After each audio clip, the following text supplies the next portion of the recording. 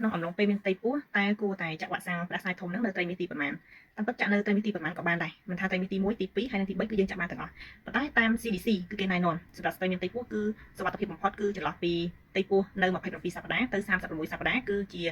រយៈពេលដែលសុវត្ថិភាពសម្រាប់ការចាក់វ៉ាក់សាំងមិនថាជាវ៉ាក់សាំងតេតាណូសវ៉ាក់សាំងផ្ដាសាយធំវ៉ាក់សាំងការពារជំងឺខាន់ស្លាក់ខក់មាន់វ៉ាក់សាំងការពារមេរោគឆ្កែឆ្កួតវ៉ាក់សាំងកូវីដវ៉ាក់សាំងការពាររលាកថ្លើមគឺអាចចាក់បាននៅក្នុងអំឡុងពេលមានផ្ទៃពោះហើយសុវត្ថិភាពបំផុតគឺនៅចន្លោះពី27សប្តាហ៍ទៅ36សប្តាហ៍ជាទូទៅគឺយើងដឹងតែតកតទៅនឹងវ៉ាក់សាំងតេតាណូសហើយនិងវ៉ាក់សាំងការពារផ្ដាសាយធំដែលយើងចាក់ក្នុងអំឡុងពេលមានផ្ទៃពោះប៉ុន្តែគឺមានវ៉ាក់សាំងមួយចំនួនទៀតដូចដែលខ្ញុំរៀបរាប់ពីខាងមុខមកហ្នឹងគឺយើងអាចចាក់បានក្នុងអំឡុងពេលមានផ្ទៃពោះប៉ុន្តែការចាក់ហ្នឹងមិនមែនជាតែចាក់ទេគឺយើងចាក់ទៅតាមកត្តាប្រជុំឧទាហរណ៍ដូចជាការផ្ទុះនៅជំងឺកូវីដអញ្ចឹងគឺយើងអាចនឹងចាក់ក្នុងអំឡុងពេលមានផ្ទៃពោះហ្នឹងគឺយើងចាក់ការពារឬក៏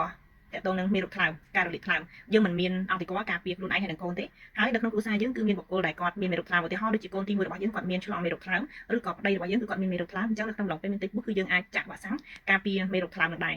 មួយទៀតគឺតកតងកត្តាប្រឈមមួយទៀតគឺការដែលត្រូវសត្វខាំឬក៏សត្វខ្វាច់អញ្ចឹងយើងធម្មតាយើងមិនចេះតែចង់ទៅចាក់វ៉ាក់សាំងទេប៉ុន្តែបើសិនជាចាំបាច់ឧទាហរណ៍នៃករណីមានឆ្កែខាំឬក៏សត្វខ្វាយសត្វលិតអីចឹងទៅឬក៏មានរបួសអីចឹងទៅគឺយើងត្រូវតែចាក់គឺវ៉ាក់សាំងការពារជំងឺឆ្កែឆ្កួតអញ្ចឹងគ្រប់វ៉ាក់សាំងទាំងអស់ហ្នឹងគឺយើងអាចចាក់បាននៅសប្តាហ៍ទី27ទៅសប្តាហ៍ទី36ឬក៏អាចមុននេះទៀតបើសិនជាយើងបានប្រឈមមុខជាមួយនឹង